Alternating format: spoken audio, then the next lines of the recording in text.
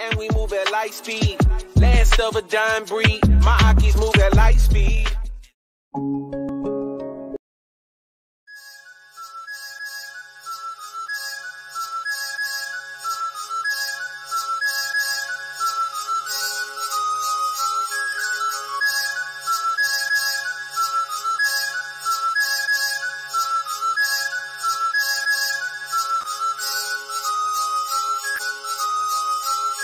I can feel eyes on me everywhere I go.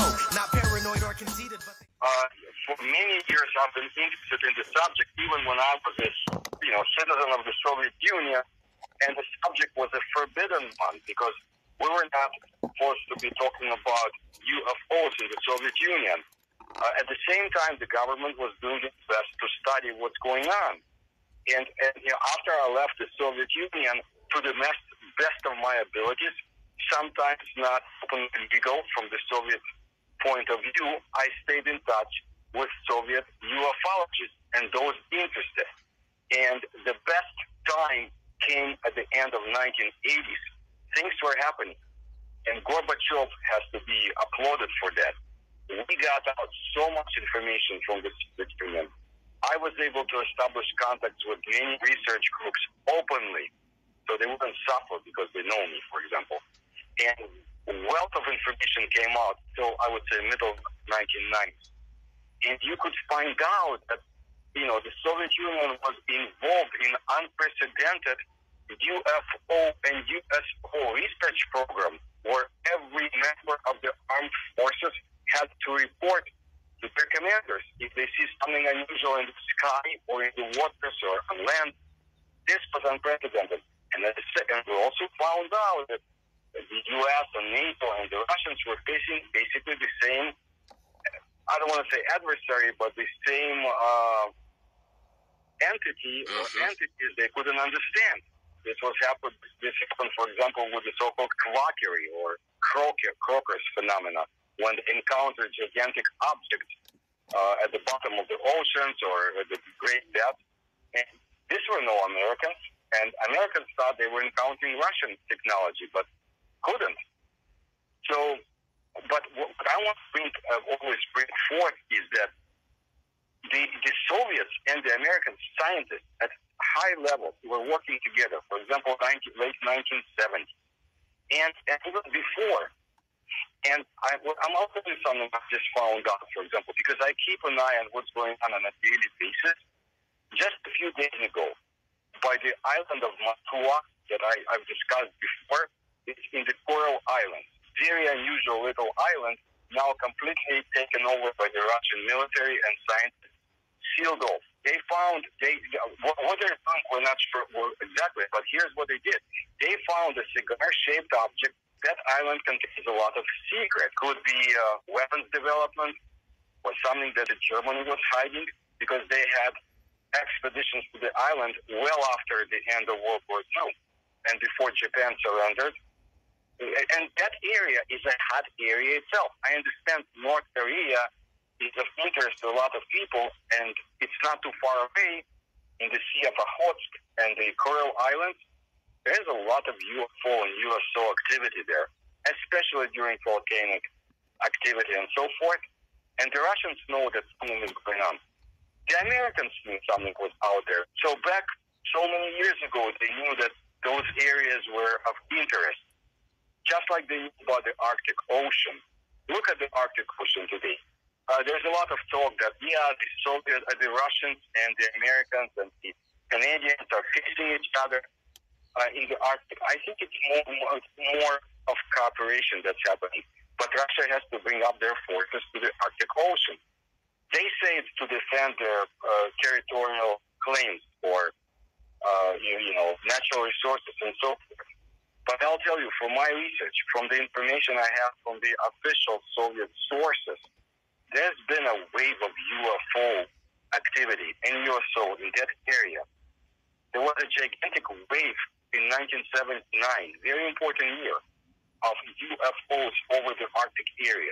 They knew that the ufologists, such as Felix Ziegel, were observing things in the sky that they shouldn't be, because the Soviets were conducting military tests. And if we are to be straightforward, let's say that 95%, let's give them this. Of UFO sightings are secret military tests, but 5%, I believe that's what the Soviet Academy of Sciences also claimed, 5% cannot be explained.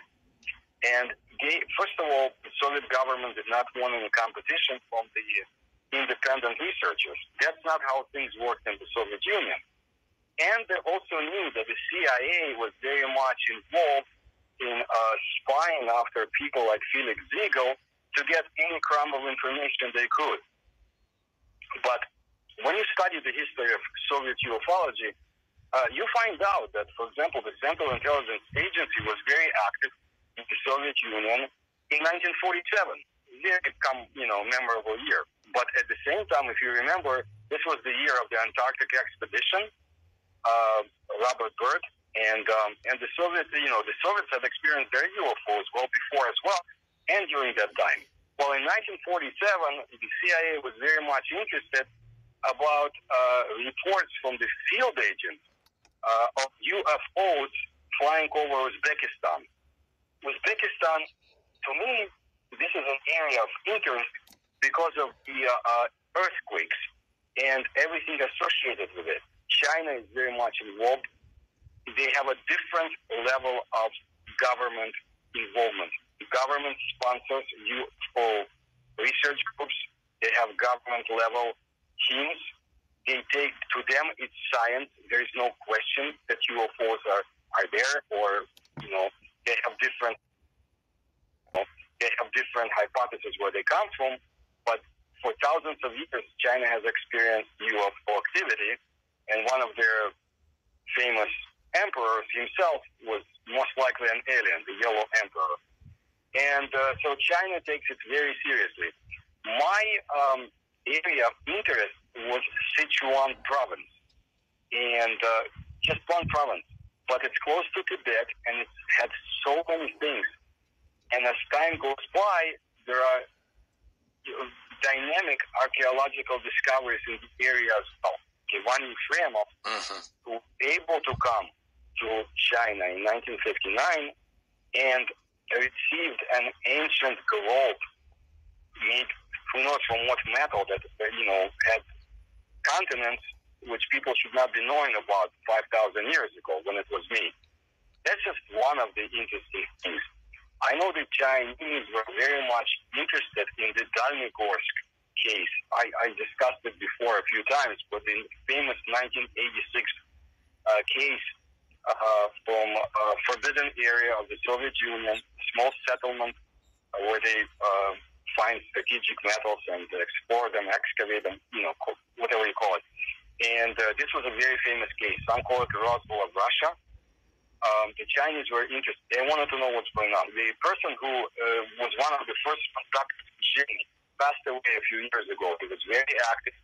I have his original, handwritten report about the area and the strange findings of the metal they had. So what's troubled me is that from 1946, the Soviets had been very active in Antarctica, and they gained their entry through Argentina on whaling ships.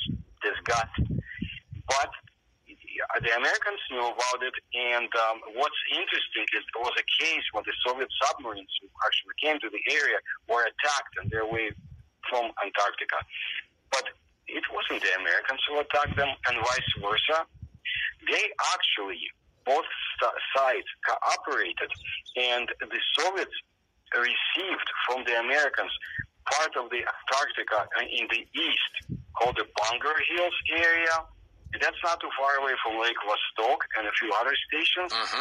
So there was a very interesting, definitely exchange of information and territories. And I also found through the Russian newspapers how Australia, the military forces of Australia, very active in West Antarctica, discovered facilities at the bottom of the ocean, and some of the USO type ships moving about too. So that was very interesting because I never read anything like that in the United States or anywhere else. There's definite exchange between the Americans, the Chinese, and I think India is now in on the game as well. everybody around the world is trying to get into Antarctica. Recently, we found out that there is another ocean under the mantle, the Earth's crust. There's a gigantic ocean down below that we never knew about. Okay, so we're finding things we have no idea existed. In my opinion, I believe, just like Hermann Oberth did, the father on the German side of the space science, that they're extraterrestrial, and I'm very interested in the theory of the tunnels, ancient tunnel system around the planet. Mm-hmm. And who knows what civilization is down there, but I pay attention to what's going on in the Urals, in Siberia, Lake Baikal, in the Chinese Tian Mountains and other areas, and there seem to be definite confirmation that there are ancient tunnels. Not long ago, this is something I need to do. I found out information about Soviets trying to build a tunnel from Sakhalin Island, and they found out actually that there was a much more ancient structure down below. It was in Stalin's time, and the cost was prohibitive, and I guess they found something else because they decided not to proceed with the project. There are names of the scientists who were involved, no longer alive, but they put their names down. So you find out things like that.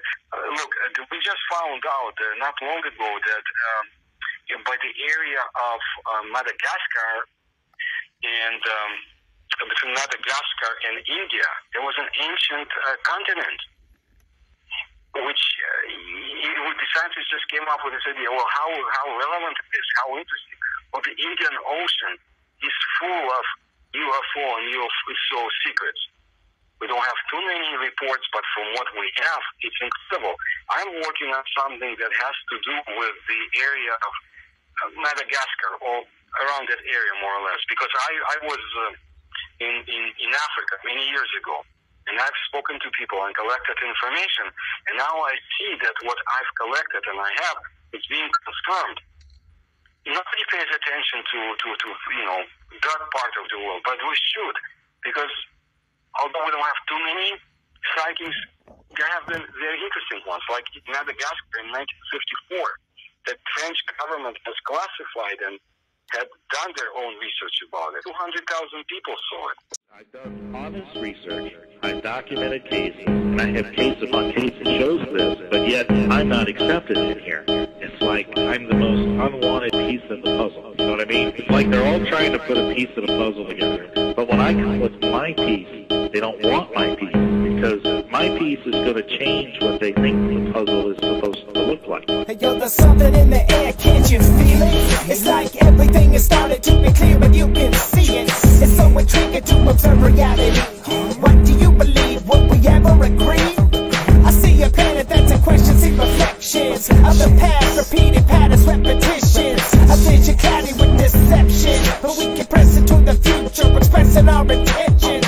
We want the truth, not inventions, not demonics or robotics sent to imitate perceptions. Are aliens holographic or organic? Examine facts, there's no need for a panic. And people say that they'll believe it when they see it. Take me to your leader who controls the spaceship. Tell me what's your origin, I'll know your intentions. What's behind the mask may not be what you're expecting. Bring us your clues, there's no need to be troubled. Everybody's got a different piece of the puzzle. Let's examine every part of the mixture and try to understand the whole entire picture. Bring us your clues, there's no need to be troubled. Everybody's got a different piece of the puzzle. Let's examine every part of the mixture and try to understand the whole entire picture. Let's filter out all the frauds and the gimmicks. Exposed to the masses, the masquerades and mimics. We study facts and inspect the clues. Discover hidden links to uncover the truth. Fit it together and collect it, and use the internet to network with like minds connected. It's most effective when we show respect, and where the evidence leads us, it's our direction. We follow patterns with experience. Abductions and UFO sightings have us curious. Is it mysterious coincidence that we have so many sightings without physical evidence? Are we part of an experiment meant to hybridize the human race without us knowing it? Will they accelerate our planet or destroy